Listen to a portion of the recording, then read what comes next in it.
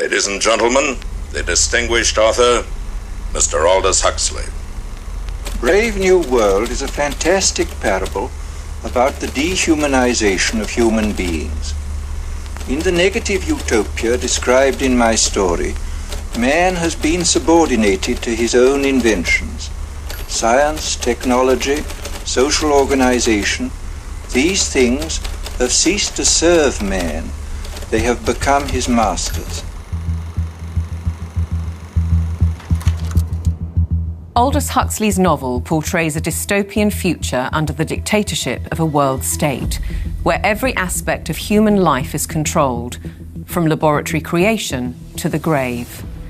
He described the story as fantasy, but later wrote, "The prophecies made in 1931 are coming true much sooner than I thought they would.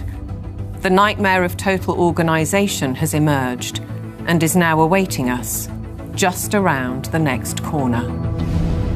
With the rise of brain-computer interfaces and biometric sensors and so forth, all the bodies, all the brains would be connected together to a network, and you won't be able to survive if you're disconnected from the net. All life on Earth is going to be radically changed.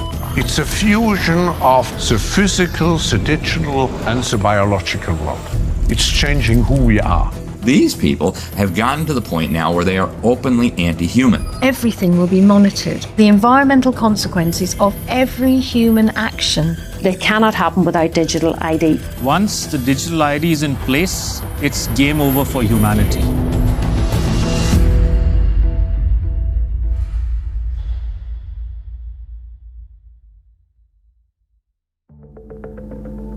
The ideology of a world dictated through science is deep-rooted. Almost a century ago, a movement was established in the United States, preaching that the population should be governed by an elite of selected experts, scientists and academics, rather than democratically elected politicians. They called it technocracy. These engineers and scientists from Columbia University promoted what they thought was going to be the replacement for capitalism and free enterprise. It's not going to be a price-based economic system. It's going to be based on resources and energy, control over energy. They thought that science was the answer for everything. They didn't have any spiritual bone at all. You know, they were very mechanistic in their thinking. The definition was clear. Technocracy is the science of social engineering, the scientific operation of the entire social mechanism to produce and distribute goods and services to the entire population. The movement was short-lived, but the principle never died. As we'll demonstrate, a stranglehold on policy and resources has always been the ambition of the powerful oligarchs behind many of today's world institutions. It seems to me that there's a very strong drift in the direction of globalization, of the ultimate centralization of control in the hands of unelected officials at supranational organizations. The lust to control other human beings is a story as old as time. They want all of the resources of the world in their pocket. They do not want you and me to have anything. It's in writing all over the World Economic Forum's website. By 2030, you will own nothing and be happy. That's an oxymoron. If you don't have anything in your name, you ain't going to be happy about it. The World Economic Forum may have called that infamous phrase a prediction, but it translates as a statement of intent on behalf of its global power brokers. The bigger picture is that an attempt is underway now to collapse liberal democracy and replace it with global technocracy. What I call an omni-war is now underway, which is to say that the transnational ruling class is literally, it's not a metaphor, is literally at war with the rest of humanity and has weaponized everything that it can. This is a coup. They can remove the power from the parliament and the legislative branch and consolidate it into a monetary system which has complete control. That control is now entirely achievable because the would-be controllers finally have the tools to execute it. Total surveillance, artificial intelligence, digital IDs, and central bank digital currencies. The potential for social control is gigantic and potentially irreversible. What our experts are describing is a world commanded by an exclusive group of bankers and industrialists, affecting every aspect of our lives. What we eat, what we can buy, where we travel, where we live, and all bypassing democratically elected governments. You could be forgiven for thinking this is a grand conspiracy theory, but please consider this. The term conspiracy theory has become one of the most successful propaganda terms of all time in closing down discussion and debate. It's a thought-terminating cliche, but nevertheless, it's surprisingly effective when you try to calmly present evidence in a factual and reasoned manner. In this film, we will present evidence that the global takeover is not only possible, it's actually happening, and has been decades in the making. They plan to commandeer land, reduce farming, and radically change the food we eat, transform the supply of electricity,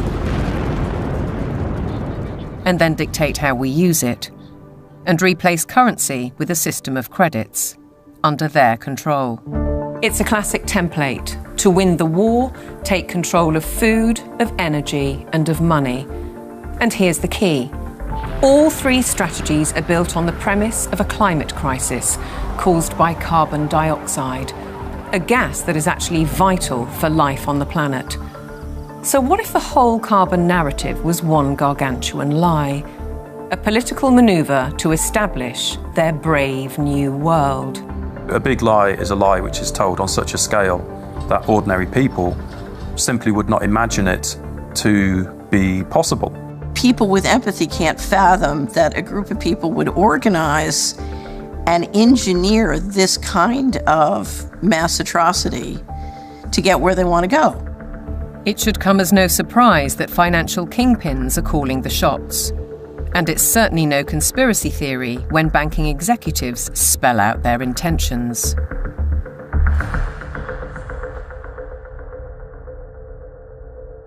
We are on the brink of a dramatic change where we are about to, and I'll say this boldly, we're about to abandon the traditional system of money and accounting and introduce a new one. And the new accounting is what we call blockchain. It means digital. It means having a almost perfect record of every single transaction that happens in the economy, which will give us far greater clarity over what's going on. It also raises huge dangers in terms of the balance of power between states and citizens. We are shifting to a new financial system, but the general population is not shifting to a new financial system. It's shifting to a control grid. CBDC can allow government agencies and private sector players to program, to create smart contracts, to allow targeted policy functions. For example, welfare payment. For example, consumption coupon. For example, food stamp. By programming CBDC, those money can be precisely targeted for what kind of people can own and what kind of use this money can be utilized. A key difference with the CBDC is that central bank will have absolute control on the rules and regulations, and also we will have the technology to enforce that. They're saying we can control with rules. We don't need currency anymore. And so it's no longer a financial system or a currency system. It's purely a digital concentration camp. It's a slavery system. When Catherine Austin Fitts talks, we should listen. She's a former high-level investment banker in New York and held senior office in the first Bush administration in Washington. There may be 1,000 models of how it could work. But essentially, you will have, whether it's a banking account or a credit card, and it can be turned off and on. So my incentive system is not you go to work and work hard and you get money. My incentive system can be based on how you behaved in the last 5 minutes, on a 24/7 basis. CBDCs, as the name suggests, would be issued by central banks like the Federal Reserve in America and the Bank of England, not by high street banks. They would signal the end of cash, and every transaction you make would be transparent and held on a permanent database. Crucially, under a net zero regime, your carbon footprint could be at the heart of the system. We're developing, through technology, an ability for consumers to measure their own carbon footprint. What does that mean? That's where are they traveling? How are they traveling? What are they eating? What are they consuming on the platform? So, individual carbon footprint tracker. This can be the infrastructure for a carbon credit system.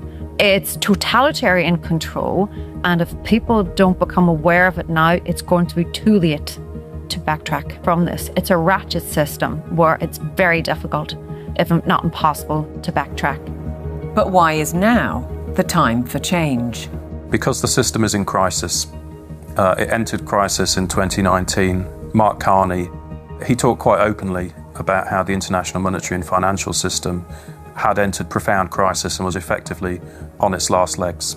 If you study the history of how the central bankers designed technocracy, essentially when they created the Fed, they said, look, this can't last forever. We're going to need, at some point somebody's going to get hip to this game. We're going to need another system. And I will say this because I used to be part of that group. I was born and bred to be a central banker. They plan ahead hundreds of years in advance.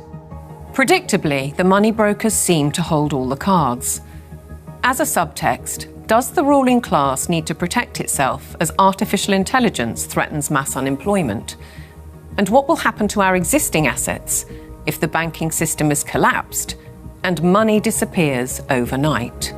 In an unknown future, one thing is certain. Digital IDs are essential to the project. If they become compulsory, data on every detail of our lives will be monitored, stored, and monetized.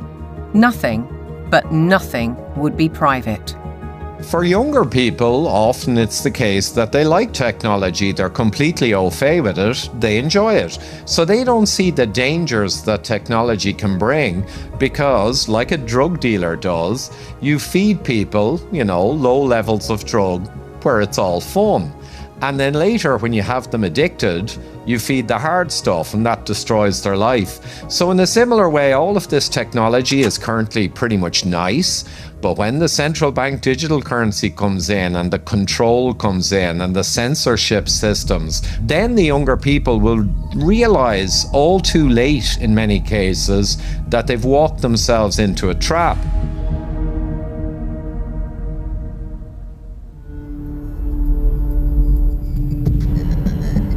One man who knows the dangers only too well is Aman Jabi, who was at the forefront of digital development in Silicon Valley, California, for 25 years.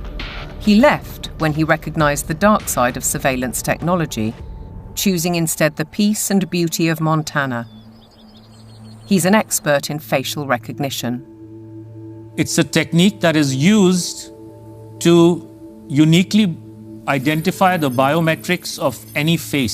So, in a device like your smartphone, and most modern smartphones in the last 5 or 7 years, they have a 3D camera module in the front of the phone, which you cannot see.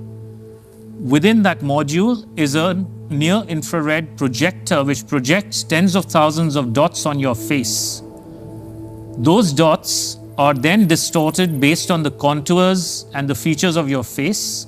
And there's a near-infrared camera then takes a picture of that distortion, captures it, and then reverse engineers the exact profile of your face.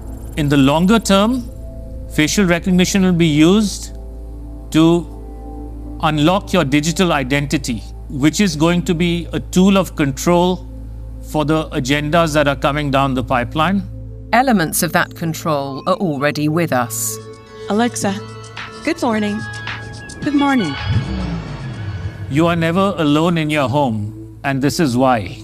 All your devices at home and all smart appliances, they are all connected on a wireless network. Many of these devices will have cameras, many will have microphones, and so they are monitoring everything all the time. Your smart appliances are communicating with the smart meter and sending it real-time usage data. If there's a Ring camera also in your home, a mesh network is formed and all your devices are being tracked within the home, its location, its usage, and all the data is going to Amazon servers.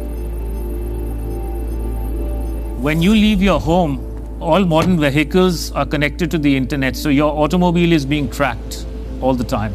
When you're going under a string of smart LED poles and smart LED lights on the highway and in the streets of your towns and cities, those form a wireless network and are tracking your vehicle. They are tracking all the devices on you, from smartphones to smartwatches when you're walking on the streets.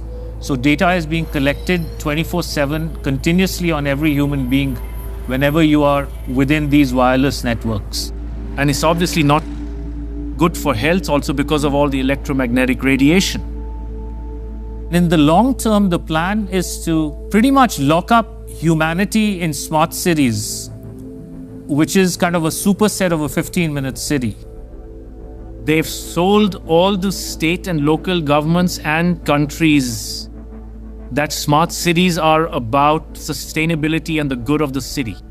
But in reality, the language from the UN and WEF and their white papers is all inverted.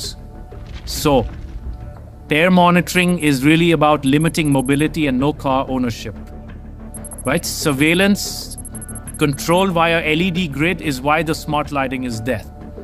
Water management is about water rationing, noise pollution is about speed surveillance, traffic monitoring is about limiting mobility, and then, of course, energy conservation is all about rationing heat, electricity, and gasoline.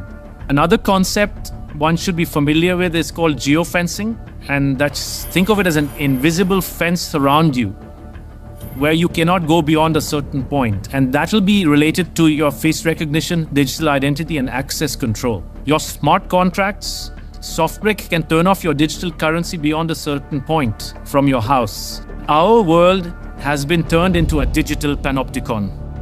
That means you can be monitored, analyzed, managed, and monetized. Surveillance capitalists are already making billions of dollars selling our information to big corporations, because this kind of detailed knowledge enables them to predict and influence our behavior. Worse, our children are being exploited. There are a lot of board games and other games that are already in the market and have been for over 2 years that have cameras inside and underneath these LED screens that are observing and scoring and emotionally calibrating the faces of all the children. So are all the iPads that they use in schools. They're all manipulating children's behavior by what they display on the screens. And child data is big business. There's a concept called social impact investing, which people should read up on. If your kids are in schools, they are already being traded on Wall Street in real time. They can bet on groups of kids, whether they're going to be successful or not, whether they're going to become computer scientists or environmental engineers. So children have become essentially a commodity and have been for years with this system. And once it's fully in place, it is going to be used to fully control the behavior of children as well as how they behave with respect to, diversity, equity, inclusivity, etc. The Chinese have already gone one step further. Classrooms have robots that analyze students' health and engagement levels. Students wear uniforms with chips that track their locations. There are even surveillance cameras that monitor how often students check their phones or yawn during classes. These sensors pick up electrical signals sent by neurons in the brain. The neural data is then sent in real time to the teacher's computer.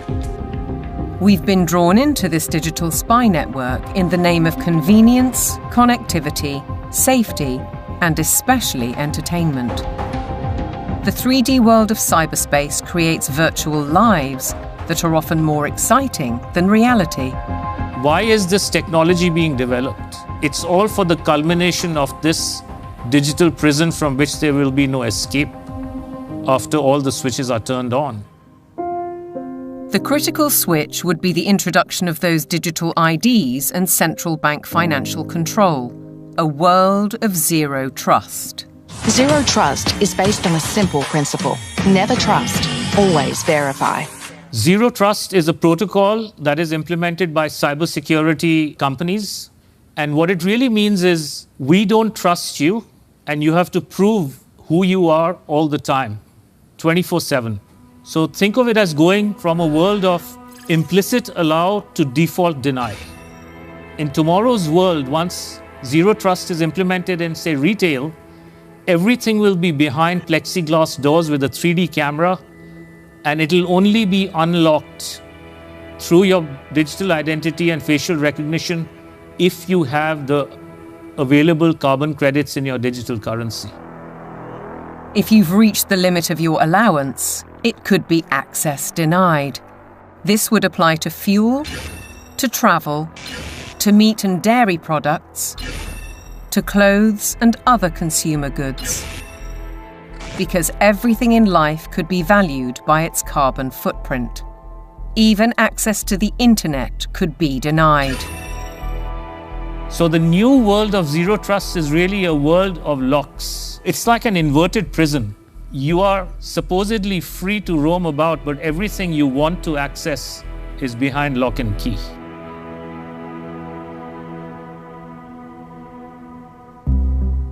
Most advances in science, including AI, bring great advantages to the world. They can enhance and improve human endeavour in almost every walk of life. But you don't have to be a scientist to see the flip side. They're constantly monitored by facial recognition cameras that are able to instantly put a face to a name. Now the Chinese are also ranked, given a mark out of a possible 950 points. For now, the number is a sort of bank credit rating, keeping track of everyone's spending habits. It may seem scary, but it's just like that here. We're used to it, and anyway, we don't have a choice. If you think this couldn't happen in the West, ask yourself why so many cameras, smart poles and 5G networks are being installed in your neighbourhood. In London, the police are using facial recognition surveillance. Sainsbury's is already experimenting with AI. Thank you for waiting. The cabinet will now be opened. In UK railway stations, surveillance is being tested to collect travellers' data. And in Oxford, these barriers were installed by the council under its so-called 15-minute city plan. They were removed following protests. But look at what's replacing them in these quiet residential streets. As the tech companies are proud to tell us, the possibilities are endless. We've developed the camera into a sensor. The camera does not only capture video, it can now start to count, measure, and detect. With deep learning capability, the camera is able to generate accurate and trustworthy data and send notifications in order to take action, all directly from the camera. And since our cameras have open technology, well, we can work with different analytic partners from all over the world and together do just about anything we want. Note that they can do just about anything they want. Digital technologies mainly have an analytical power. Now we go into a predictive power. But then the next step could be to go into a prescriptive mode, which means you do not even have to have elections anymore, because we know what the result will be. Ultimately, we're facing manipulation by the system. A world where instead of us using technology, technology is using us. But who's really pulling the strings? Banking and oil dynasties like Rothschild and Rockefeller inevitably get mentioned, as do the modern-day big tech masters, including the ubiquitous Bill Gates.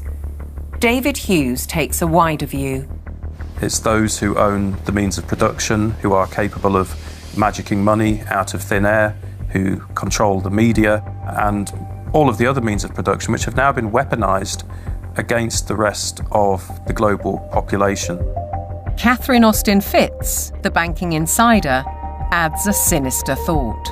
If you know their name, they're not at the top. Either way, it's a story of power, money, and manipulation by a small group of people who share common interests. and a belief that the world needs top-down control for maximum efficiency. As we'll see, it could result in the destruction of the farming industry in favour of laboratory foods, and a shortage of electricity because of the race to net zero. Net zero means the impoverishment of ordinary people. It means fundamental changes to their lifestyles, and the politicians are not being honest with the people about it. Surprisingly, the blueprint for transformation is woven into the United Nations Agenda 2030, ostensibly a vision for a better world. Excellencies, ladies and gentlemen, I say again that taken together, the 2030 Agenda for Sustainable Development and the Paris Climate Agreement provide humanity with a master plan for a sustainable way of life on this planet. New York City, late September 2024, the setting for the United Nations Summit of the Future, a gathering of member nations to reinforce and accelerate Agenda 2030 and its 17 Sustainable Development Goals, or SDGs. The plan has a broad spectrum and is full of worthy ambition. But behind those deliberately bright and colourful boxes lies a darker theme, a shifting of influence and potentially power towards unelected world bodies. The strategy goes back well into the last century, and pressure is growing, because the goals are far behind targets set at the grand relaunching in 2015. 17 inspiring Sustainable Development Goals, the SDGs.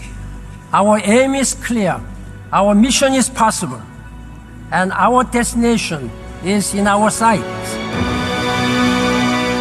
To end poverty and hunger, address inequality, protect our planet, and build a life of dignity for all. It appears to be a noble and ambitious programme for a perfect world. And who could argue with those aspirations? But critics insist the goals are not what they seem. Alex Newman is a journalist and broadcaster who's been investigating the issue for 15 years. He has his own way of interpreting the rhetoric. You have to learn to speak what I call UNEs. You have to know what the terms mean if you want to truly understand what is being discussed. When they talk about peacekeeping forces or the peacekeeping role of the United Nations, they're actually talking about the war-making capabilities of the United Nations. So you have this Orwellian doublespeak. When they talk about transparency, more often than not, they're talking about eliminating your privacy. Human rights is another very, very good example. They make very clear in this document that your rights can be restricted under the guise of public order or morality or whatever the case may be. And so they're saying, here's your rights, but by the way, they're not really rights. We can revoke them at any time. The UN is filled with contradictions like this. Like, for example, when they talk about gender equality, right? A normal person in the Western world thinks gender equality means a woman has a right to earn money, to own property, to have all the rights and privileges that a man would have. When you look at the individuals who lead this movement within the UN, you're talking about radical feminists. You're talking about people who are very interested in dissolving the nuclear family. As you dig into these goals, it's very clear we're dealing with something far more nefarious. Once you look past the marketing slogans, the kind of warm and fuzzy, we're going to end hunger, which again is just window dressing, you realize that this is actually a blank check for totalitarian global control. Author and campaigner, the late Rosa Koire, called out the plan more than a decade ago. It is the biggest public relations scam in the history of the world. But it's far more than that. It's a blueprint. It is the action plan to inventory and control all land, all water, all minerals, all plants, all animals, all construction, all information, all energy, all means of production, and all human beings in the world. What can be measured can be managed and ultimately monetized. In fact, a study at Yale University has calculated that the natural assets of the world are worth $5 quadrillion. Is this the basis of the new world monetary system? And is it the deep underlying reason for the United Nations project to rewild 50% of the Earth by 2050. They talk a lot about biodiversity. They want you to think of like, oh, we're going to preserve the toucans and the parrots and the lizards. But when you actually dig into this, what they're talking about is creating, and they're working on it now, an international database with virtually all of the genetic material of all of the species on the planet. And then they want to start mixing and matching it. Bill Gates, ultimately, and his buddies want to end up in total control over all life on the planet. Is it a coincidence, then, that Bill Gates has become the largest private landowner in America while planning to build smart cities in which to corral the general population? What is indisputable is that the oligarchs of global business are embedded in United Nations policy. They don't care about the planet. They care about getting in. Finance goes to where it gets the greatest return. There's a move into the green finance. It's all about profit. It's not about the planet. This is not conjecture. Under the guise of climate change and net zero, vast fortunes are already being amassed. Take carbon exchange markets. Companies emitting excess carbon dioxide can buy credits from businesses that are carbon negative. But increasingly, many are paying a high price to offset their emissions against land schemes. Grasslands, forests, conservation projects, and so on. Some legitimate, others not so. Either way, the brokers and middlemen get rich, while having no impact on actual carbon emissions. We've also seen the emergence of natural asset companies, whose name says it all. They identify the asset and then issue shares in that asset out of thin air, essentially. And they can sell it to financial institutions, asset managers, sovereign wealth funds. And then they go public and have an IPO, and that funding is, they say, meant to preserve the natural asset. But elsewhere, they say that their main purpose, like so much else, is to generate profit for shareholders. It has nothing to do with preserving the environment. That is literally just the talking point they think will stick and sell. We're all in it together. We got to save the planet. So let's allow the bankers to create a new racket that makes the natural world collateral. So if everything in nature is to be traded on financial markets, setting a value on the land we walk on and the air we breathe, why do we, the public, have no say? There's no route that an ordinary person can take to make a representation to United Nations. So it's fundamentally undemocratic. What it has done is build relationships with billionaires. Right from the start, the rich and powerful have enjoyed undue influence in the UN's inner sanctum. In fact, the Rockefeller family part-financed its headquarters in Manhattan. To hand you, Mr. Lee, my father's check. Thank you, Mr. Rockefeller. Between them, the Rockefeller family has funded hundreds of organizations and, as a consequence, spread their authority on civil society, institutions, banking, education, and global politics. The Rockefellers always believed in world governance. In the 1950s, their Special Studies Project report declared, "The UN stands finally as a symbol of the world order that will one day be built." In 1973, David Rockefeller co-founded a non-governmental organization which still carries international power today, the Trilateral Commission. Its stated objectives revived technocracy and in turn planted the seeds of the UN's Sustainable Development Agenda. They said at the time that they were going to create a new international economic order. It was all over the literature.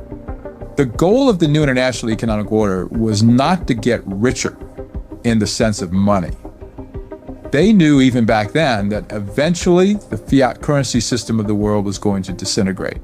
So the goal became to actually capture the physical resources of the world. All wealth historically has come out of the ground. They wanted to take away everything that they could possibly take away from the nation states of the world and from private individuals of the world and stuff it into the global common trust where they would administrate it and they would be the ones getting licenses for the resources to turn around and make stuff. The financial kingpins have long seen themselves as masters of the universe, manipulating global affairs through institutions like the International Monetary Fund and the World Bank. Is Agenda 2030 the defining act for complete control? And how significant was the global response to COVID-19?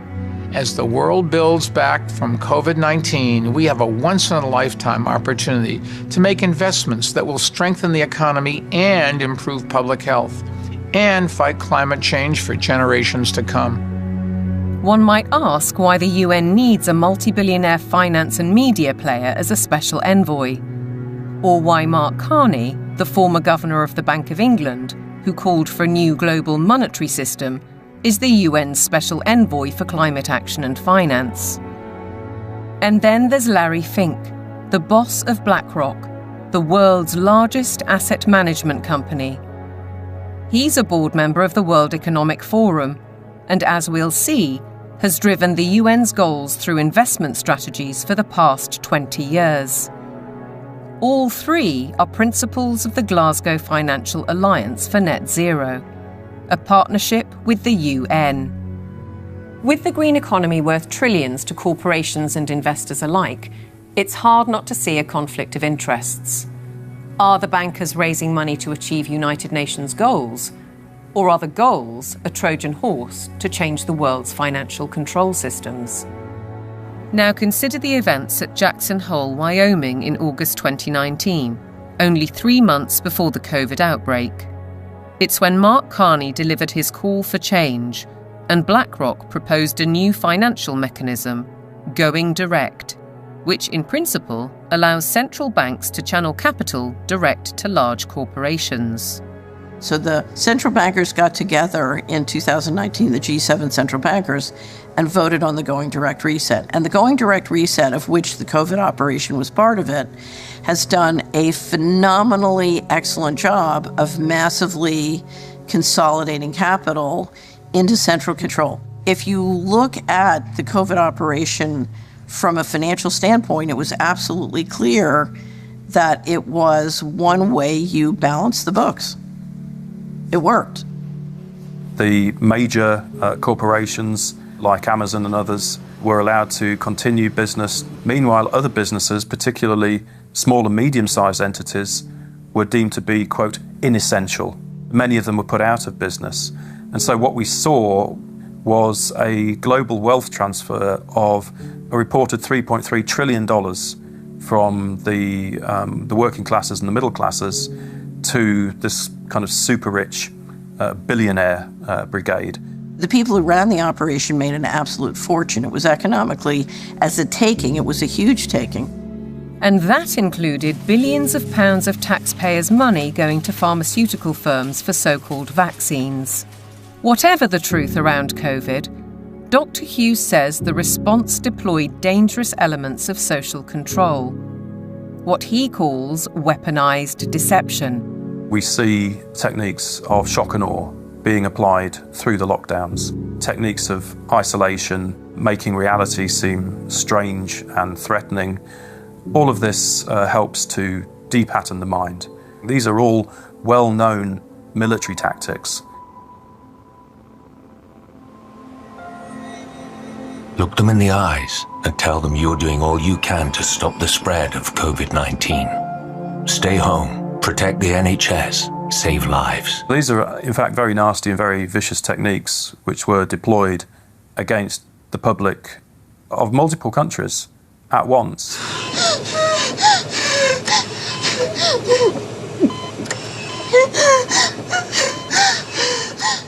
These are forms of serious psychological abuse.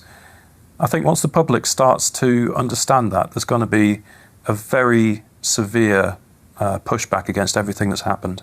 The general population cannot fathom the psychopathy of the vision that they're facing. So they can't fathom that a group of people would organize and engineer this kind of mass atrocity to get where they want to go. Be aware then of the World Health Organization, the UN's most powerful agency. Since COVID, the WHO has sought to increase that power to unprecedented levels through amendments to its pandemic treaty and the international health regulations. A key driver is its One Health initiative. One Health is a concept that was created to enable the WHO, with these documents, to take over jurisdiction of everything in the world by saying that climate change, animals, plants, water systems, ecosystems are all central to health. That places the Director General in a key position to influence world events, another potential conflict of interests given the WHO's financial backing, particularly from the pharmaceutical sector. Its accounts for 2022 show that an eye-watering 84%, or $3.656 billion of income, came from voluntary donations. The top 4 sources of these donations included the Bill and Melinda Gates Foundation and Gavi, a public-private vaccine alliance also heavily supported by Gates. People see the WHO as a benign organisation, and there are still areas where the WHO does useful stuff. But the biggest focus now is purely on a tiny disease burden where investors can extract a large amount of wealth. This has shifted the WHO's focus very much to this emergency agenda, which is very false. Pandemics are very rare events. This is why we now have a WHO that promotes vaccines all the time, because that's what the money is coming in to support. So instead of being a World Health Organization, we have a World Vaccine Organization, and that seems to be the only thing they're touting. What's in the treaty has got nothing to do with health. It's a business deal focused on the most profitable business imaginable, pandemic profiteering. The other part of it, they're setting up a huge surveillance network. We're talking about $31 billion a year. They have to surveil for variants of viruses, and they will find them. They just have to decide there's a threat, not even a real harm. Experts are preparing for what is known as Disease X, or the next pandemic virus. They're creating a supranational, self-perpetuating pandemic industry. The latest scare is monkeypox, renamed Mpox, a disease highly unlikely to affect the general population. Nevertheless, the WHO has acted. The emergency committee met and advised me that, in its view, the situation constitutes a public health emergency of international concern. If you get to declare the emergency and then profit from it, there's a big problem, isn't there? It's essentially a build-out of big pharma, and the WHO is essentially looking to be their marketing and distribution arm worldwide. WHO! The people say no! WHO! The people say no! We're fighting for really the right to own our own lives. We're fighting for that freedom versus sort of corporate authoritarian structure or medical fascist structure, which is what is clearly interests are trying to impose on us. Changes to the WHO's regulations are expected to be voted through in the coming months. As we speak, the UK government is fully behind them. Meanwhile, in common with many other global institutions, the WHO tries to silence criticism and dissent, branding it misinformation. The science, it says, is settled. Digital platforms are being misused to subvert science and spread disinformation and hate to billions of people. This clear and present global threat demands clear and coordinated global action.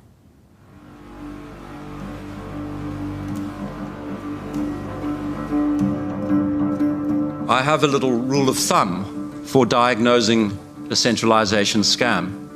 If we can detect 1, a propagandized global crisis, 2, admitting only global solutions, and 3, with dissenting voices viciously silenced, then we know with absolute certainty that we are dealing with a scam.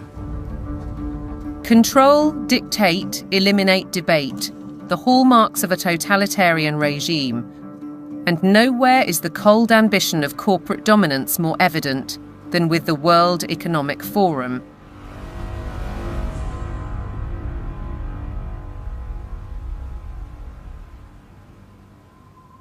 Klaus Schwab founded the WEF in 1971. His mentor was Henry Kissinger, statesman, political shaper, and close confidant of the Rockefellers. The organisation now employs 800 people and has programmes in business, academia, and in training future global leaders. It's far more than its famous annual meeting in Davos.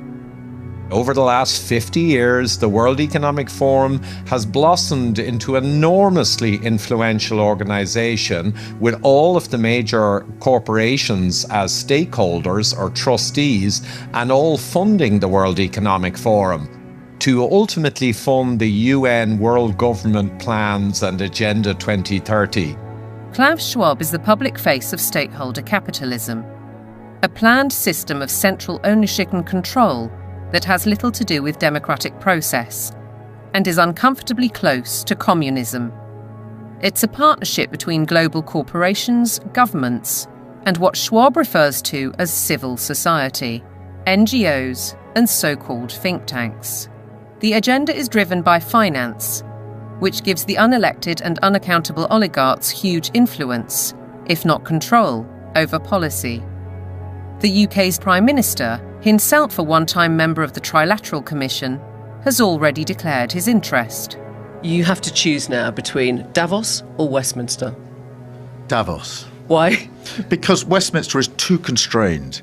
And, you know, it's closed and we're not having meaning. Once you get out of Westminster, whether it's Davos or anywhere else, you actually engage with people that you can see working with in the future. Westminster is just a tribal shouting place.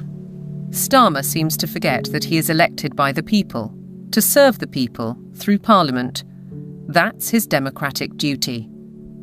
And while he refuses to listen to our farmers, he entertains the globalists in Downing Street and publicly doubles down on his philosophy. I'm determined to deliver growth, create wealth, and put more money in people's pockets. This can only be achieved by working in partnership with leading businesses like BlackRock to capitalise on the UK's position as a world-leading hub for investment. To underline the influence of non-elected, unaccountable policy drivers, consider this document from 2004. It was commissioned by the UN and produced by financial institutions, including the World Bank. It cited research by the WEF. The result was the emergence of environmental, social, and governance metrics, ESGs.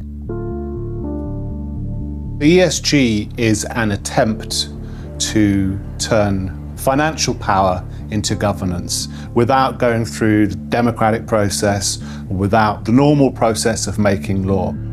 ESGs allow major asset management companies such as BlackRock to impose ideologies on businesses and consumers across the world through their investment strategies. BlackRock's billionaire chairman and CEO, Larry Fink, also a board member of the WEF, remember, is clear. You have to force behaviors. If you don't force behaviors, whether it's gender or race or just any way you want to say the composition of your team, you're going to be impacted. Now we get ethics, green ethics, racial ethics, gender ethics, driving corporate decisions about who may have money, what they may use their money for, and how they're going to behave in society and what they're going to do with it. This is a new form of political power that isn't accountable, isn't transparent, and it isn't democratic. We, the public, are being manipulated. Our lifestyles, our culture, and our future, be it through forced woke ideologies, intrusive technologies, so-called pandemics, censorship, or information which is too often propaganda. Your compliance is vital to the agenda. To impose global solutions, the leadership needs you to believe in global problems. Climate change is here, it is terrifying, and it is just the beginning. The era of global warming has ended, the era of global boiling has arrived. This stuff is so fantastically stupid. It's hard to believe that they're doing it. There is no climate emergency. That is a total scam. If they came out and said, hey, we want to destroy your economy, we want to destroy the middle class of your country, and then ultimately we want to make you a slave to a one world government, it just wouldn't be as appealing as saying we're trying to save the planet for future generations.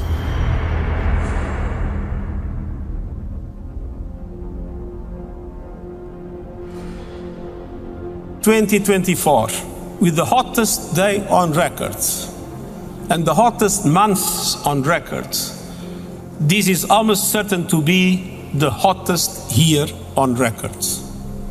And the masterclass in climate destruction." Statements such as that are amplified by emotional footage from all over the world. But is any of it true? I do not think there's a climate crisis, and I base that on all the evidence and the climate data sets that we build to answer questions just like that. We actually use satellites to monitor the global temperature, the true global temperature of the atmosphere. And we find there is a rise. It's about 1.5 degrees per century, which is certainly something that's manageable and the Earth has seen before. Compared to the 19th century, which was about the coolest century in the past 10,000 years, we're warmer. But we're about the same as we were 1,000 years ago, and certainly cooler than we were about 5,000 to 8,000 years ago. John Christie is a highly regarded climate scientist who developed the measurement of accurate temperature records using satellites. His evidence is critically inconvenient to the climate change industry. I'm not popular in most of the climate community, that's for sure, because much of the climate community depends on climate model results. Tens and hundreds of millions of dollars have gone into that industry of climate modeling, and I show, well, you folks have failed. But yet they prop up the entire political world that tends to support this.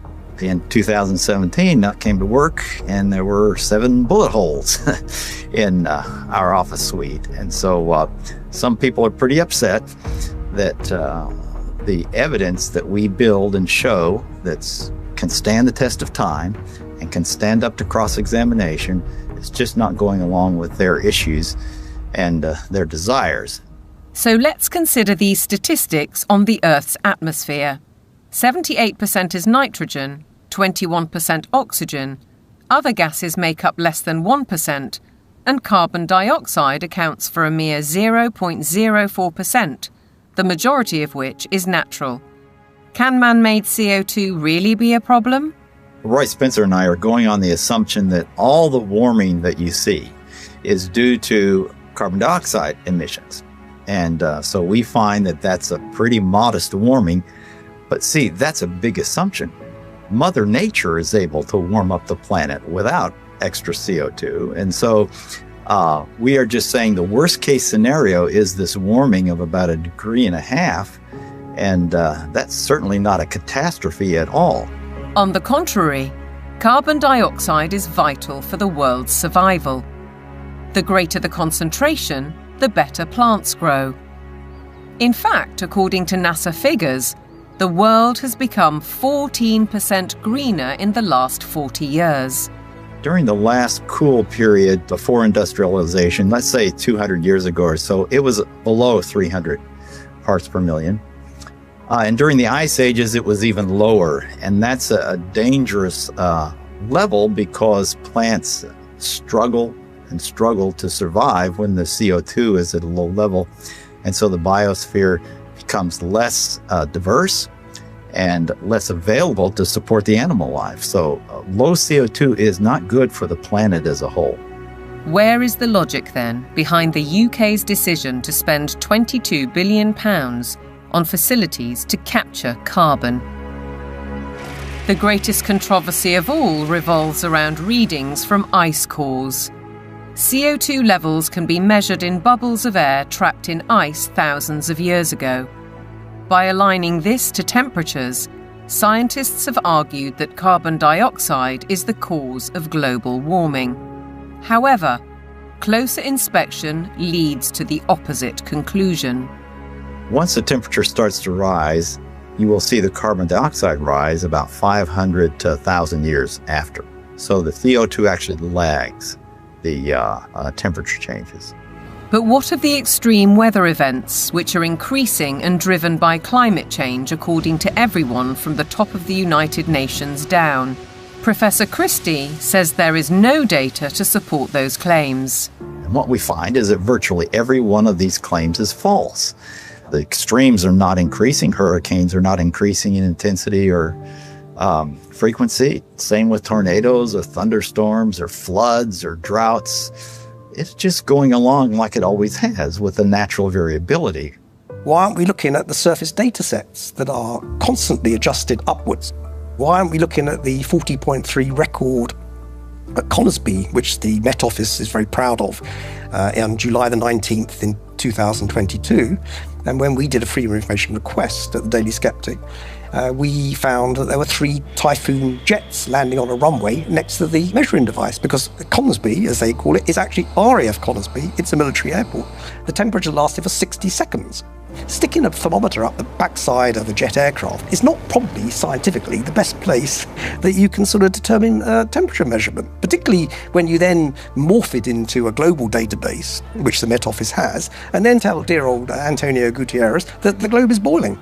The whole thing is junk. How we came to the point where we think that we're going to prevent bad weather from happening by eliminating fossil fuels is just about the most nonsensical, illogical thing that I can imagine. And the whole world is caught up in this nonsense. So how did the carbon story take hold?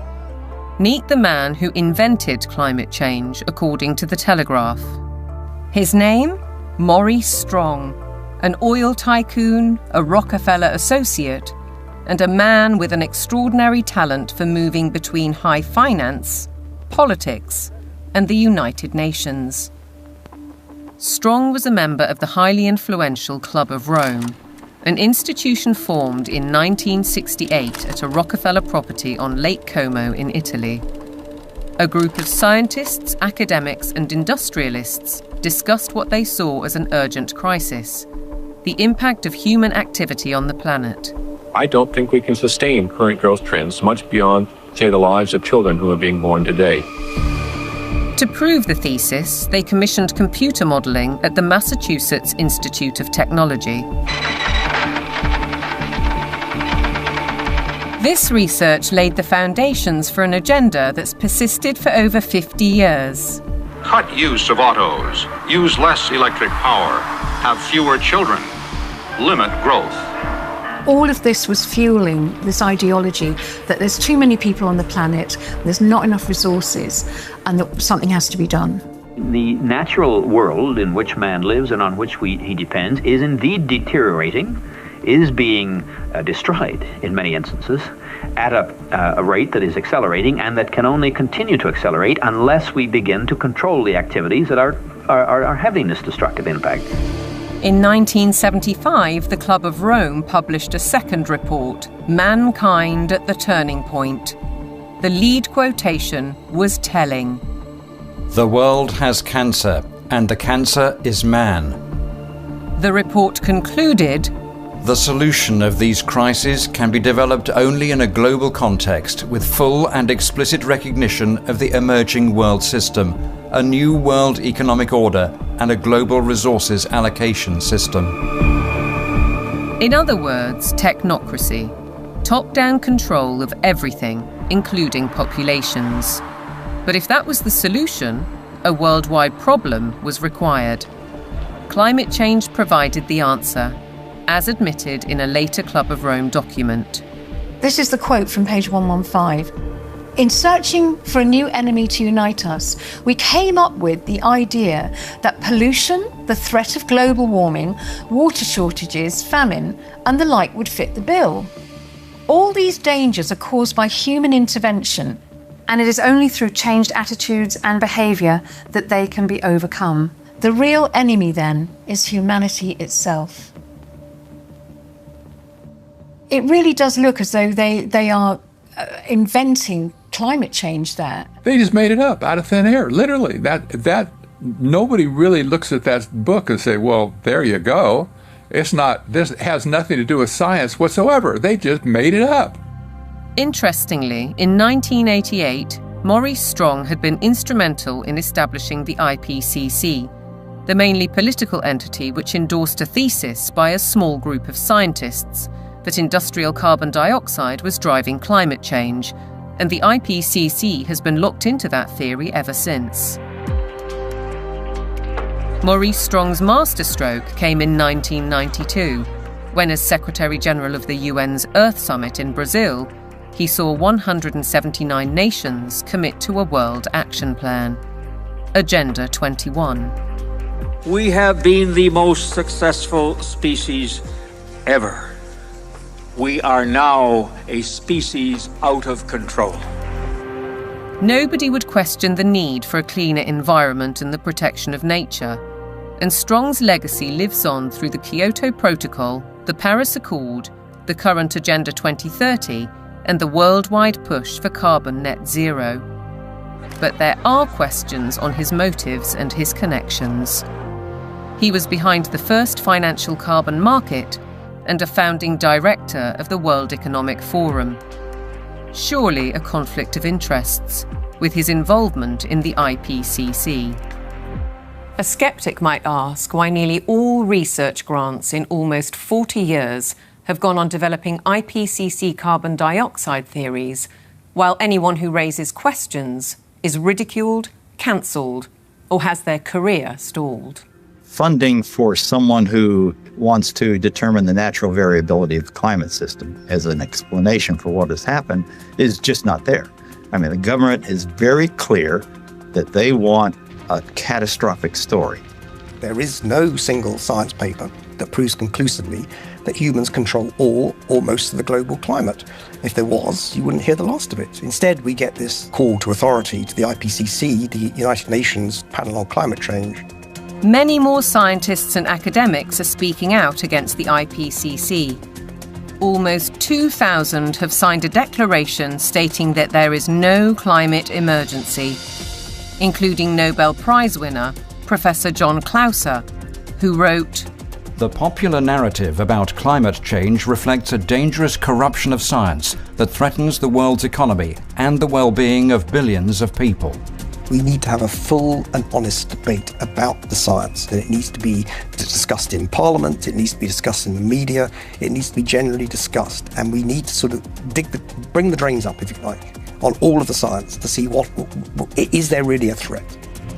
That debate is highly unlikely, because the juggernaut of net zero careers on, with trillions at stake. What is certain is that the repercussions will affect the food we eat, ravage our countryside, and have a disastrous impact on our energy supply.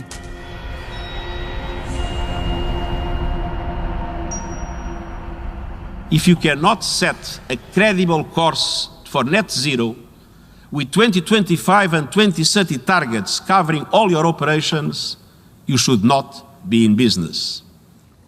Well, net zero is insanity.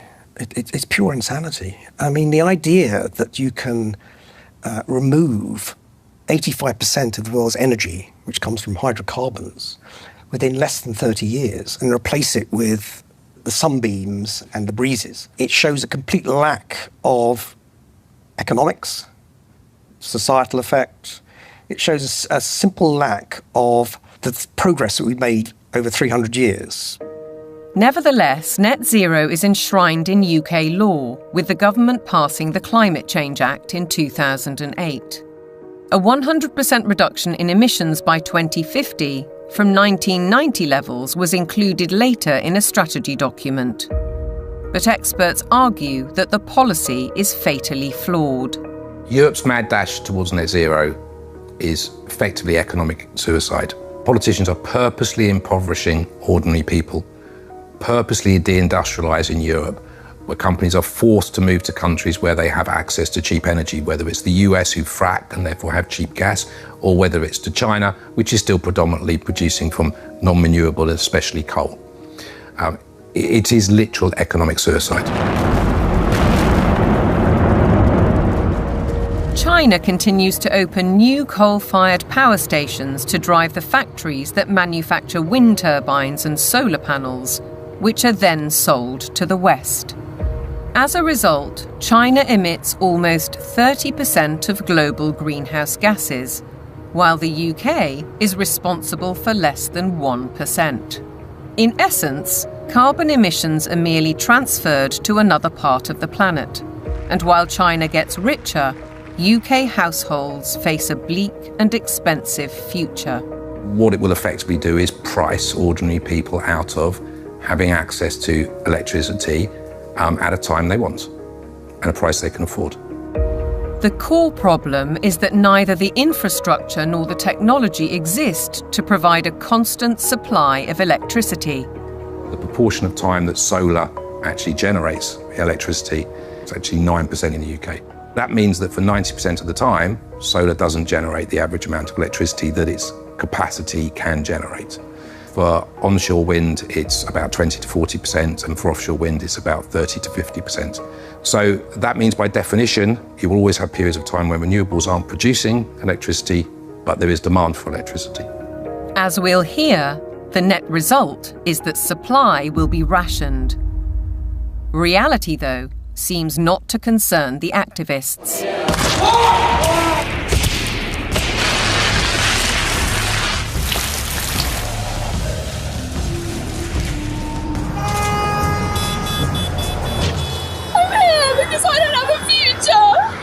I look at some of these hysterical youngsters and some of the hysterical oldsters as well, screaming about the climate is collapsing and all that sort of thing. And you think you haven't got a clue what would happen if you removed hydrocarbons. You haven't got a clue. You'd be back in service, like probably your ancestors were. You'd be skivvying on the land, in big houses with warlords, calling themselves aristocracy and all that sort of stuff. You want to go back to that? Fine. Get rid of hydrocarbons.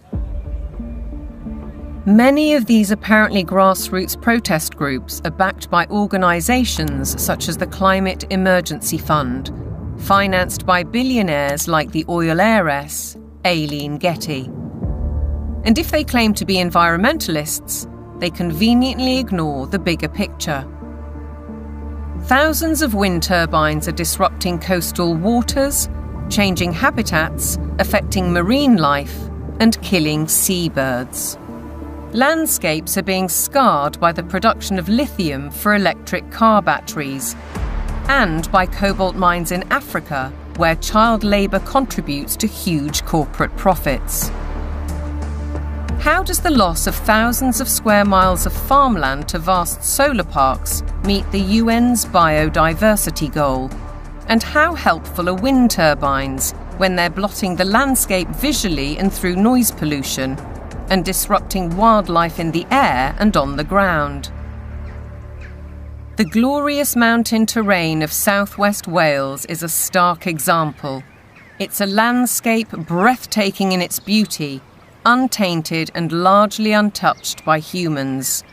A haven for wildlife, a place where life runs its natural course. Yet this is what's planned. Mega turbines designed for offshore, reaching 700 feet into the air and dwarfing the hilltop forests.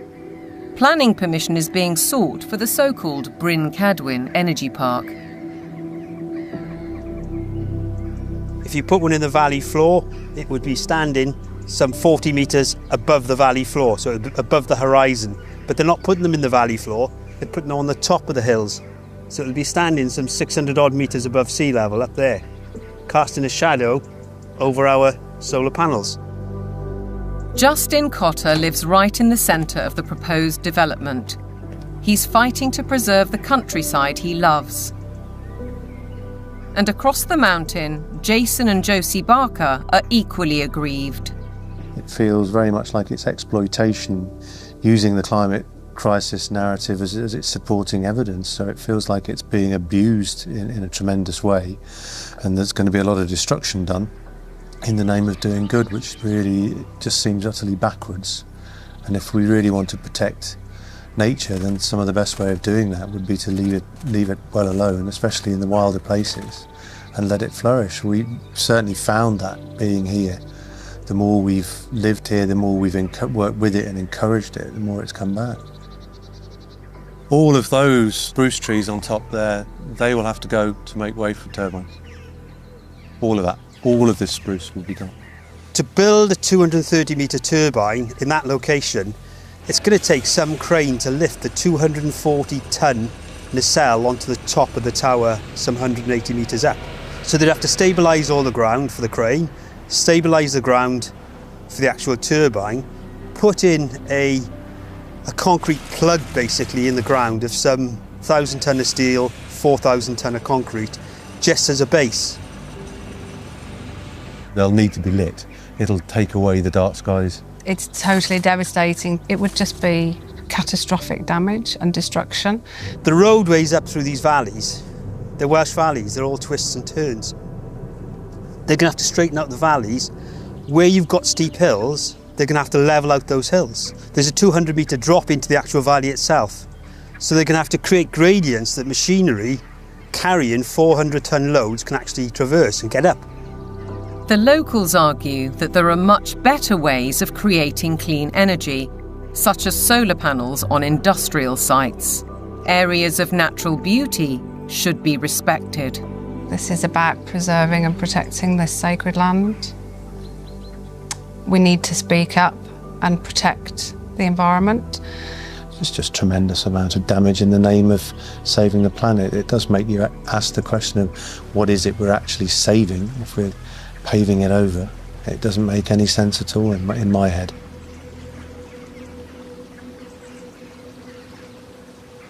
The proliferation of turbines and solar panels certainly seems at odds with protecting biodiversity, and experts argue that the economics simply don't add up. If we are going to go on to full net zero, we not only have to change our electrical system, but we have to change the other 66% or more of the rest of our energy needs as well. So we need to triple the amount of renewables just to cover our present electricity generation. And then we need to triple again to cover all of the other usages like, transport, space heating, and industry. So it's almost a tenfold increase in the amount of renewable energy that we're producing. Ralph Ellis has analysed 3 government reports and says all have grossly underestimated costs. 2 of the reports ignore the need for that crucial backup when the wind doesn't blow and the sun doesn't shine. At present, this is the only such site, Dinorwig in Wales. But going by the government's own figures, Ellis says the equivalent of 2,000 Dinorwigs would be required. The overall cost would run into trillions of pounds. It's an energy fantasy because none of this has been thought through. Battery plants are one alternative to back up the national grid, like this one already constructed in Australia. But again, they offer limited supply. We're facing a situation where, if fossil fuels are eliminated, it will be impossible to maintain a constant supply of electricity. You can't instantly put on new supply, so what you have to do is control demand. And to be honest, they're quite open with this. If you look at the National Grid's latest paper on this, they talk about demand management. And the system is, electricity will only be available at a price you can afford when the wind is blowing and when the sun is shining. And when the wind isn't blowing and the sun isn't shining and the 1 or 2 hours of battery storage have been used up, the way they will reduce demand is by simply increasing the price of electricity so that demand falls to the available level of supply. Part of the control that the government has, or part of the means by which it can manage the demand, is through the use of smart meters. Effectively, smart meters allow them to do minute-by-minute pricing, which means that as the intermittent renewable production goes up and down, they can effectively change the price at which you can use electricity. So essentially, it's going back to pre-industrial age, where the weather determines our lifestyles and our energy use. A government-sponsored report from the UK Fires Organisation agrees that targets will not be met, and therefore electricity usage will have to be cut. They say we'll have a quarter of the power by 2050, and they say there'll be no travel, there'll be no meat or no beef lamb. There will be restrictions on clothing, and we will live in mud huts. And it's not an exaggeration. They use the word earth. The United Nations use the word bamboo, impacted earth, soil detritus. This is what they're writing. But what of the claim that renewable energy will be cheaper? Not so, says Derek Bertelsen. We can also look at the accounts of these renewable energy companies. And what we see if we look at those is that the cost of production is considerably higher than the market price of electricity. And therefore, without these subsidies, these renewable companies would go bust. Ironically, the anticipated reduction in supply comes at a time when demand is about to skyrocket, with the explosion of surveillance systems and artificial intelligence. BlackRock's Larry Fink predicts that by 2030, data centers will use 30 times more power than a single city. Where's that power going to come from? Are we going to take it off the grid? What does it mean for elevated energy prices for everybody else if it's that? I think it's going to represent some huge societal questions that we have not addressed, the negative side. Forget about the use of it, but just the generation of it is massive power. If the race to net zero will affect our energy, it could also have a devastating effect on our food, as global policies and the march of corporations accelerate.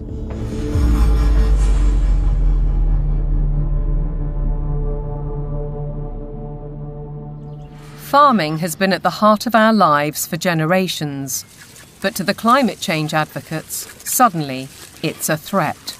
A lot of people have no clue that agriculture contributes about 33% of all the emissions of the world. You just can't continue to both warm the planet while also expecting to feed it. Doesn't work. One thing John Kerry didn't mention was that farming and agriculture contributes 100% of the food that we need to eat. So that's a little kind of an important detail that he ought to have mentioned.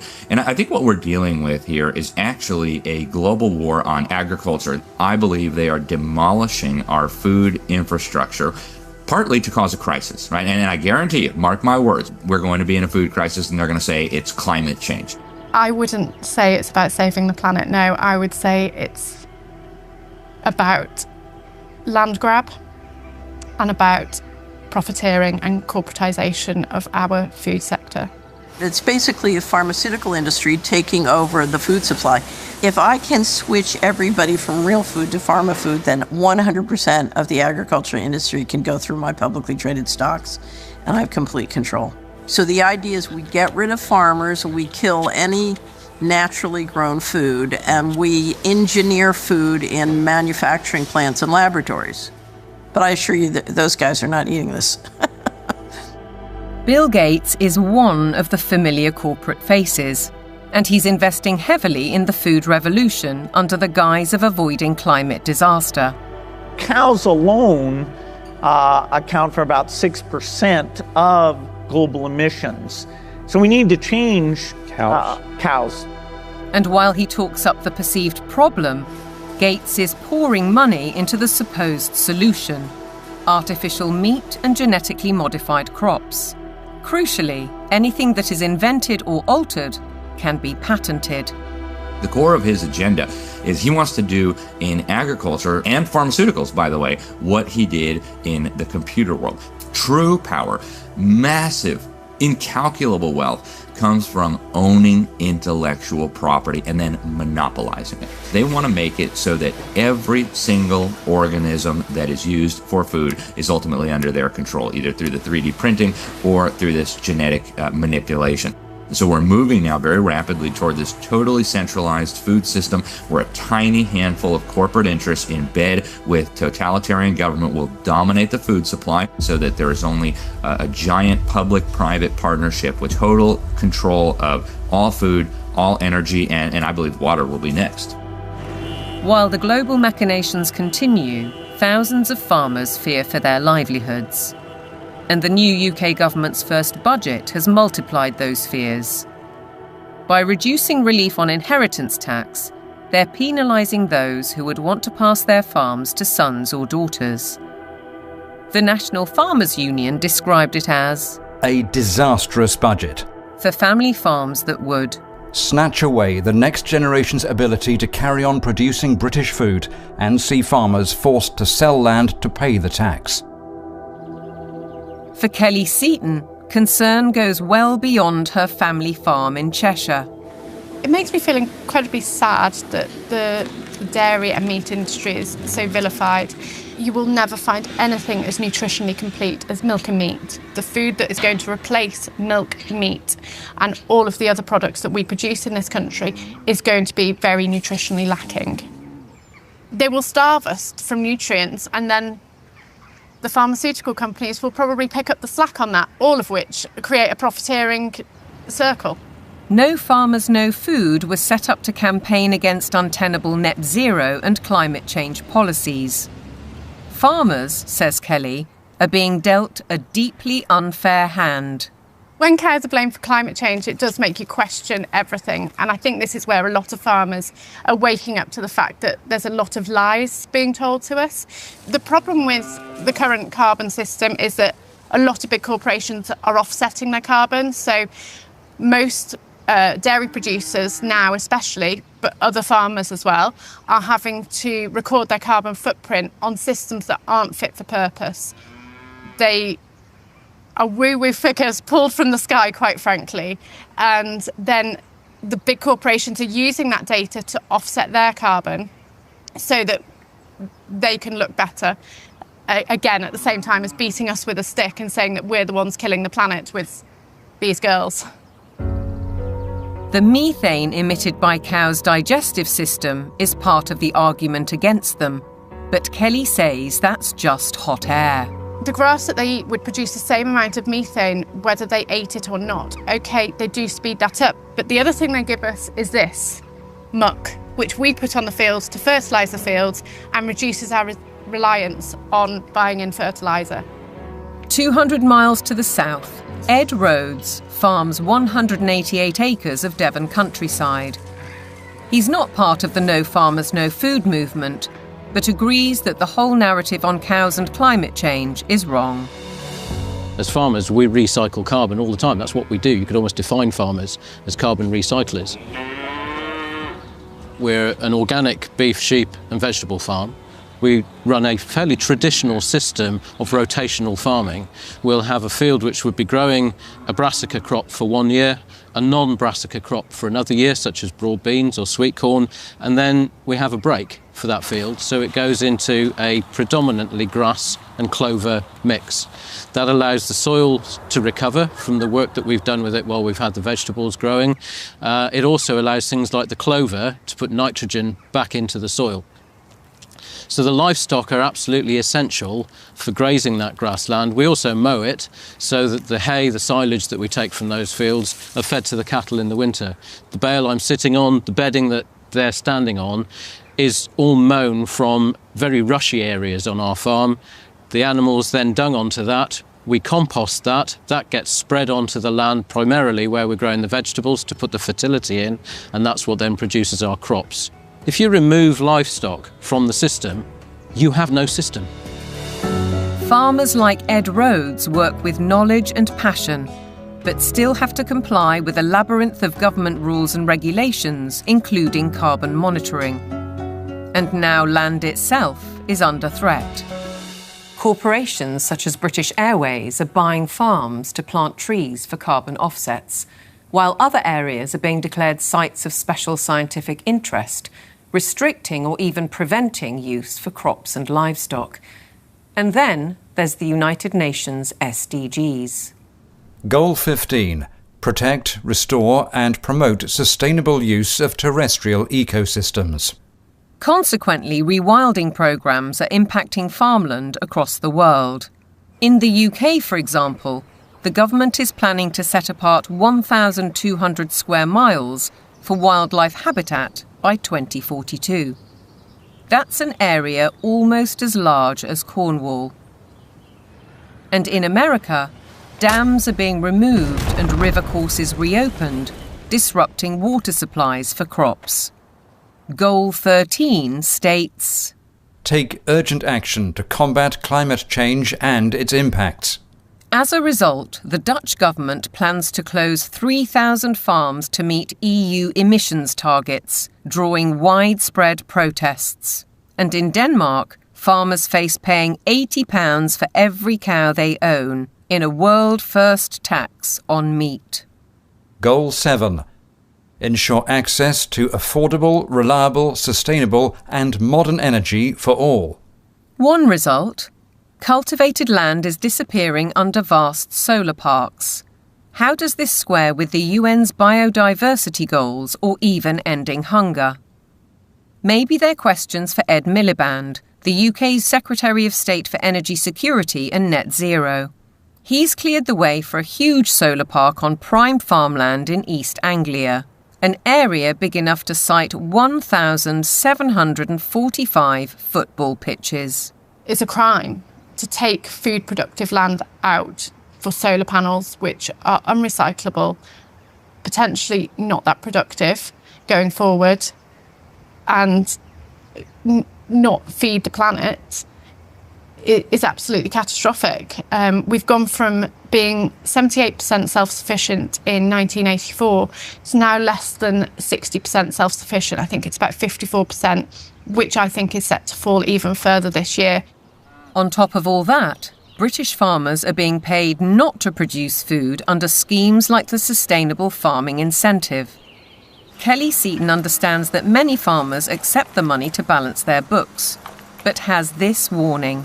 When you look at how many farms are selling up, how many arable farms are struggling, we're walking into food shortages, and I think we're going to end up eating more processed food, maybe lab-grown meat, and I think that's part of the plan. The squeeze on farming is self-evident. Our supply of natural food is under very real threat, just as the WEF predicted. Worse than that, Catherine Austin Fitz says that with programmable currency, you wouldn't have a choice. No one in their right mind would ever eat this stuff. But the reality is, once they have control of your transactions, they can dictate what food you can and cannot buy. If they want you to buy pizza made with insect-based flour, that's what you're going to get.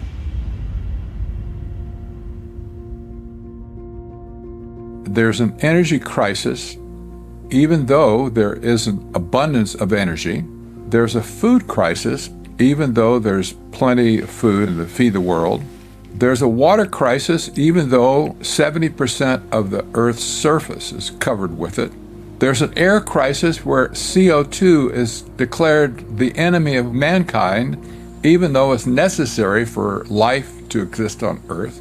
There's a resource crisis, even though there are abundant resources to support everyone. What's with us here, you know? Who created all these crises? They did it. Just as clear as the nose on my face. It's all been a sham. All the essential things of life, they've been declared to be scarce, because things that are scarce you can control. The architects of such globalist trajectories, all the Kissingers, Rockefellers, Schwabs, Carneys, Strongs, Carstens, are held out as great intellects. But they are nothing of the sort. We know, both in theory and in practice, that centralization causes nothing but misery, because it destroys the mechanisms of error correction, leading to doubling down on flawed policies. And yet the creed of global dominance continues apace. Through the WHO's so-called Pandemic Agreement, its One Health Initiative, and ultimately the United Nations Agenda 2030. From medical diktats to gender and racial politics to climate change, the indoctrination runs deep.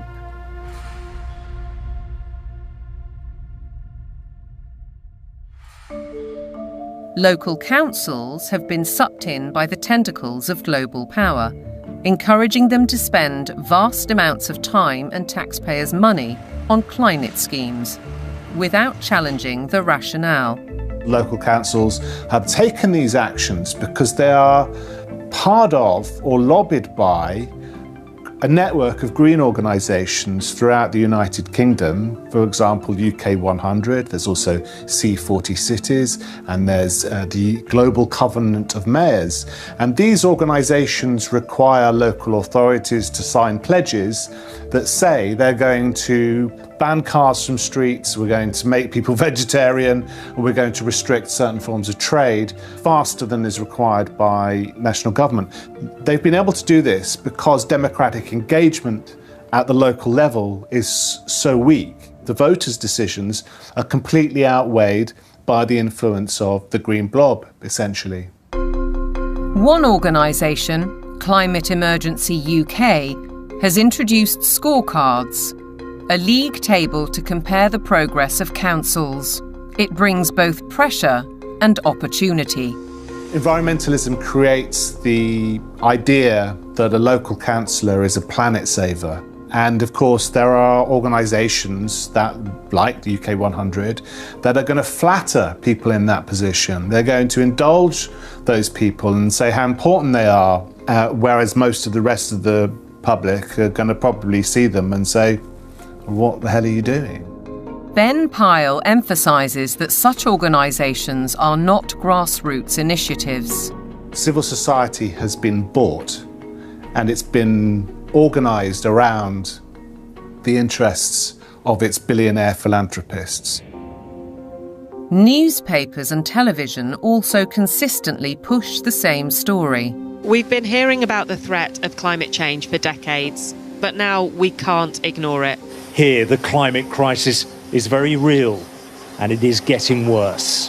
What mainstream media does in following this narrative is that they exclude vast areas of climate science.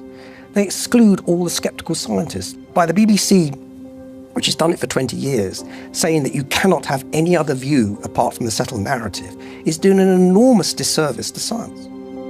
Journalists and broadcasters are schooled in the carbon doctrine by organisations such as the Carbon Literacy Project, which claims to have trained 1,000 BBC employees.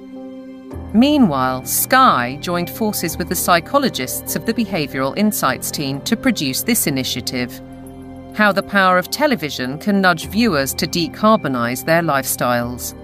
The recommendations included: give green content more screen time, more salience in plots and scenes. Use kids' content to encourage positive environmental behaviours amongst children and their parents. How then can we possibly expect impartiality in reporting? Rather, we're served with propaganda, statements that nobody seems willing or able to question. It is unequivocal that human activities are responsible for climate change.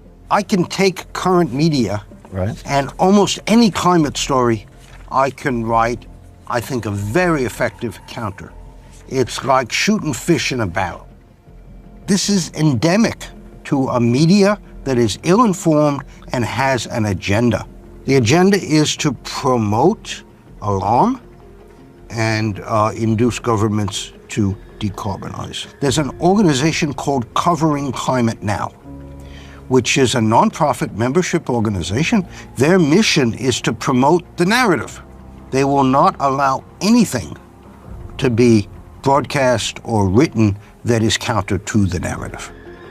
Among the 500+ media partners on the Covering Climate Now website are Reuters, Bloomberg, ABC, CBS, MSNBC, NBC, Channel 4 News, The Guardian, The Daily Mirror and The Lancet, as well as several British universities.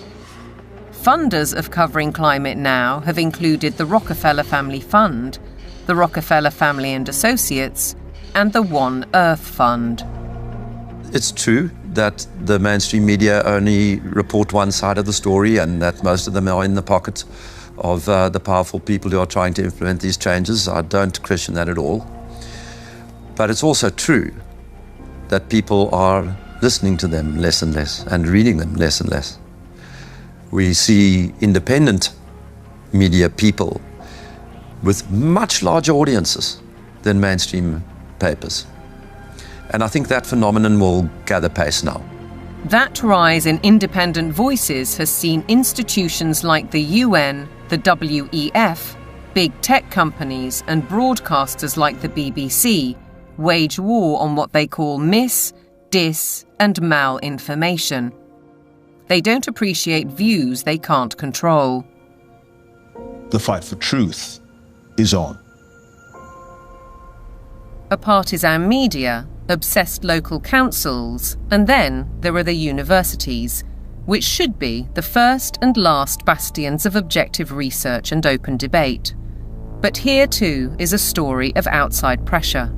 With the drop in government funding, the shortfall has been made up from other sources, and those tend to be NGOs, private organisations. For example, the Gates Foundation and the Wellcome Trust. Invariably, money from private organisations will come with vested interests.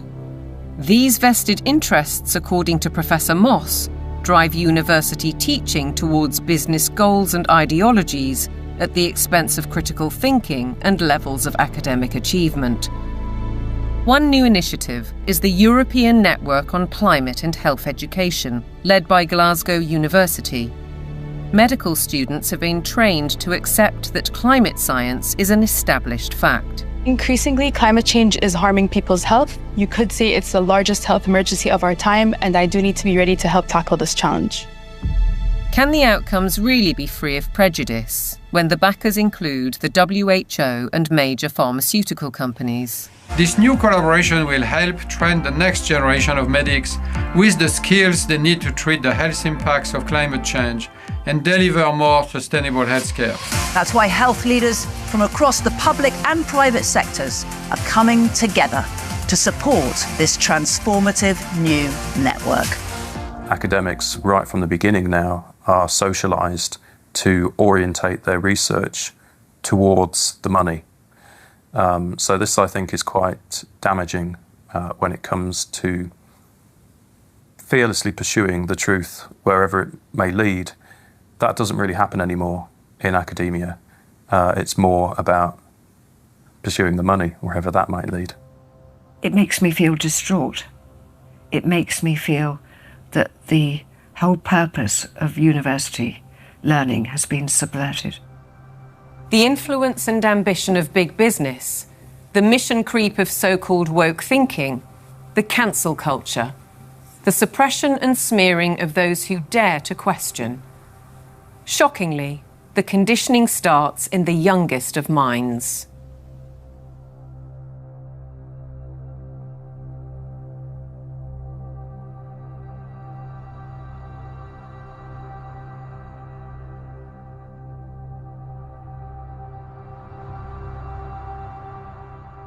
All aboard for global goals!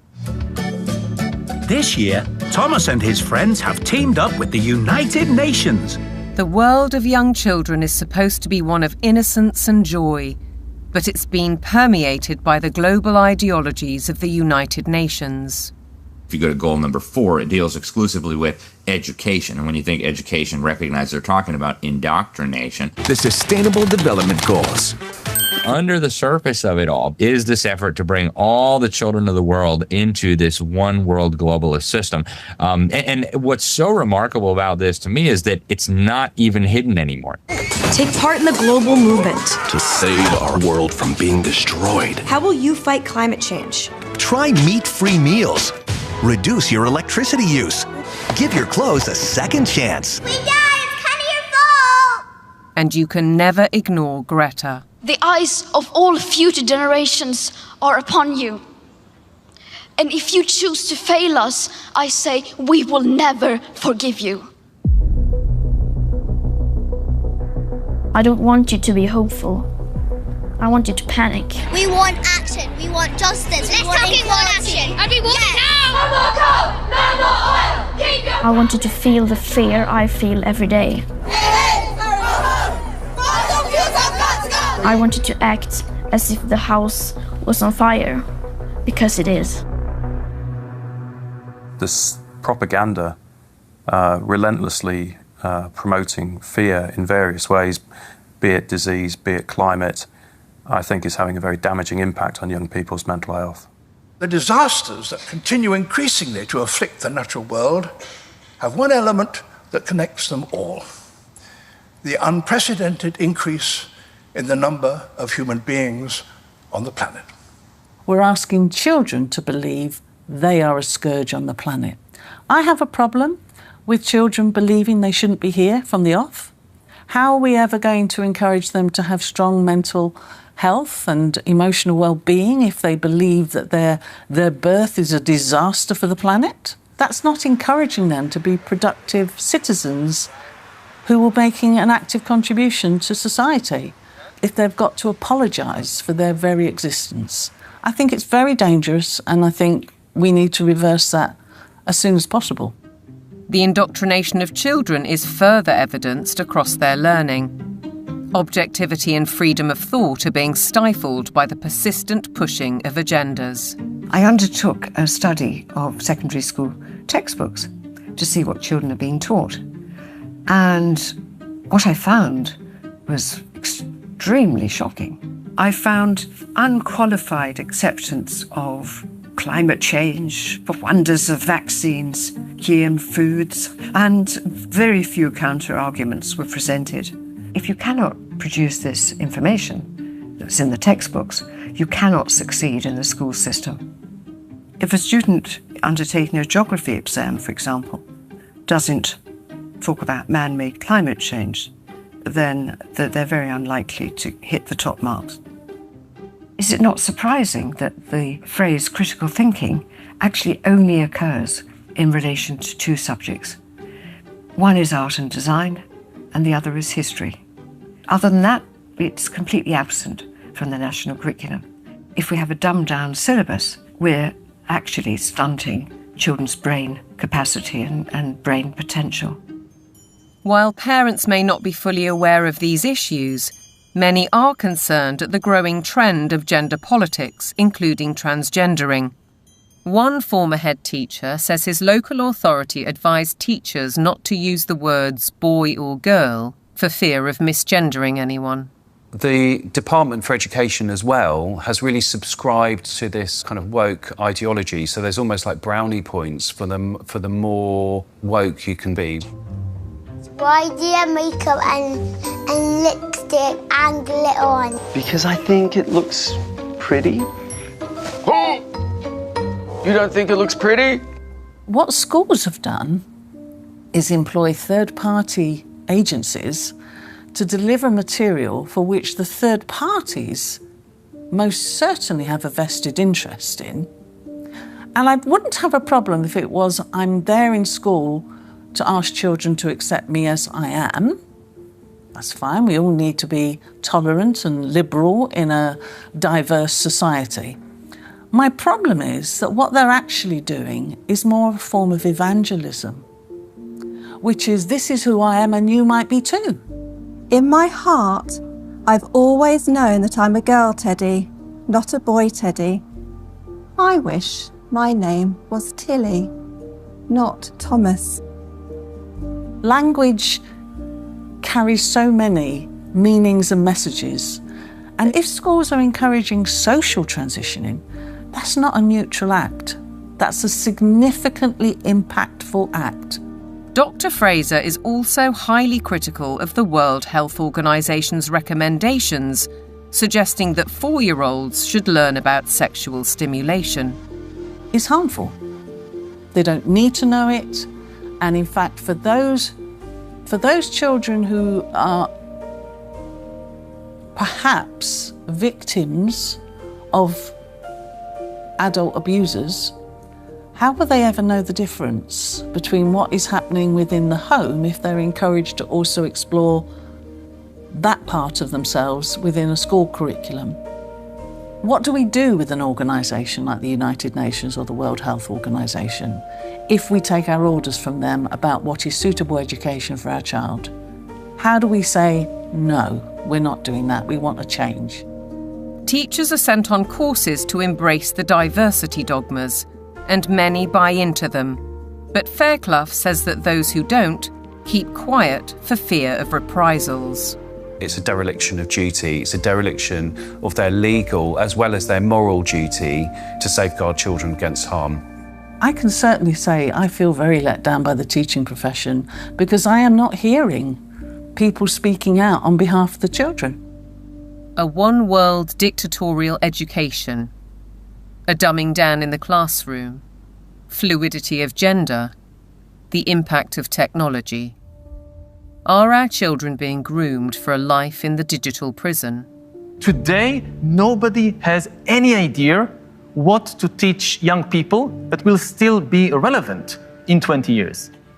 As computers become better and better in more and more fields, there is a distinct possibility that computers will outperform us in most tasks and will make humans redundant. And then the big political and economic question of the 21st century will be, what do we need humans for? Or at least, what do we need so many humans for? Do you have an answer in the book?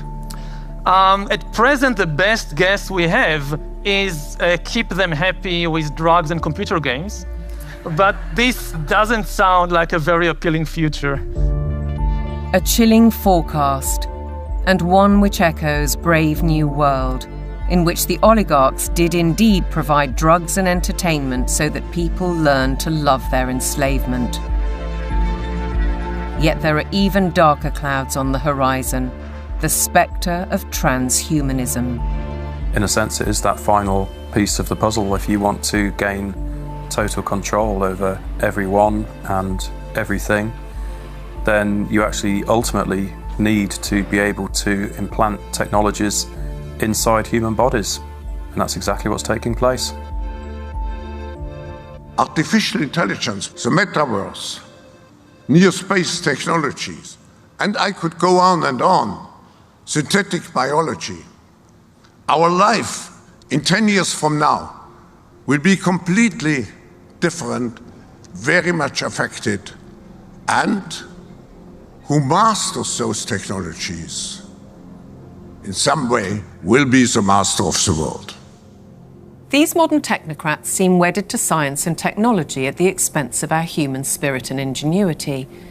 They aspire to a data-driven world which is robotic and predictable in every sense, with no room for creativity or individual choice. But if the goal is, and always was, population reduction, maybe they're right on track.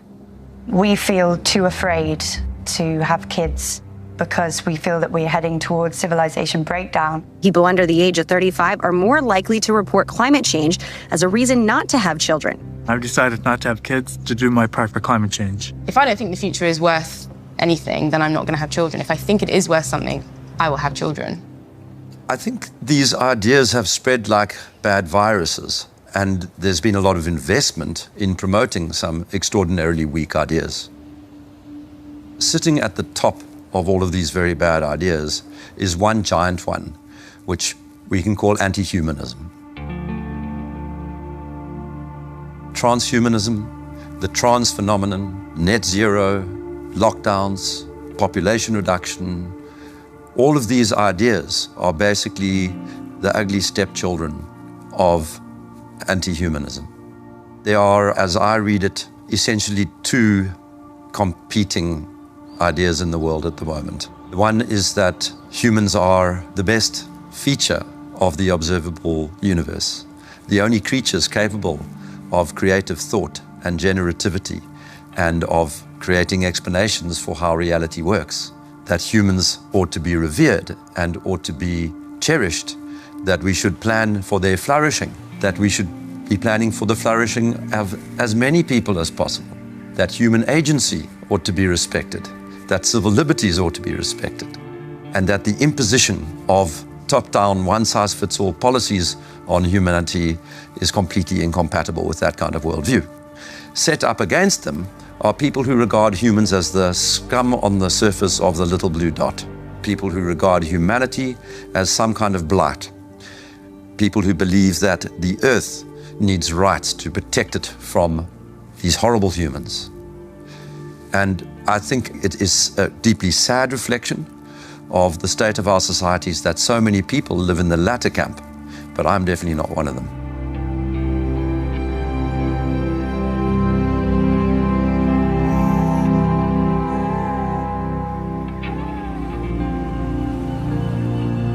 We can all stand up to tyranny.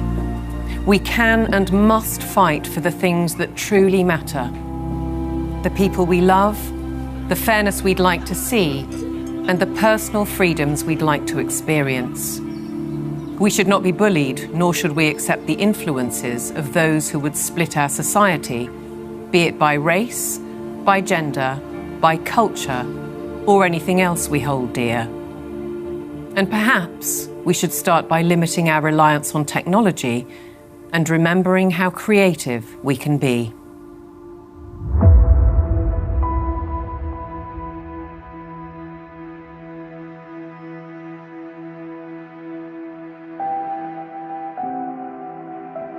Once you've seen it, you can't unsee it. You can't go backwards. So what that means is that over time, more and more people are starting to see this now.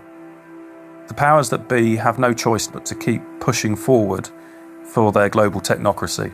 They're the ones who are attempting the controlled demolition of liberal democracy. They have only one route they can go, and they are tobogganing towards disaster. On the other side, we the people have no choice but to fight back against all of this. I don't expect that we're going to just be able to tell the truth indefinitely without consequences, but we must continue to do it. We must, for the sake of our children, for the sake of humanity, for the sake of generations yet unborn. We have no option but to stand against this evil. If you look at where this thing is going, I'm not going there, okay? And whether God takes me out or the leadership takes me out, I don't care. I'm not going there. And the only way we cannot go there is if we can find a better pathway. And the only way we're going to find a better pathway is with transparency. If I want to live as a virtuous human being, I need to live amongst people that are free. And if one understands that one mustn't live on their knees, even if you have to die on your feet, you must share truth, because truth is the weapon for free people.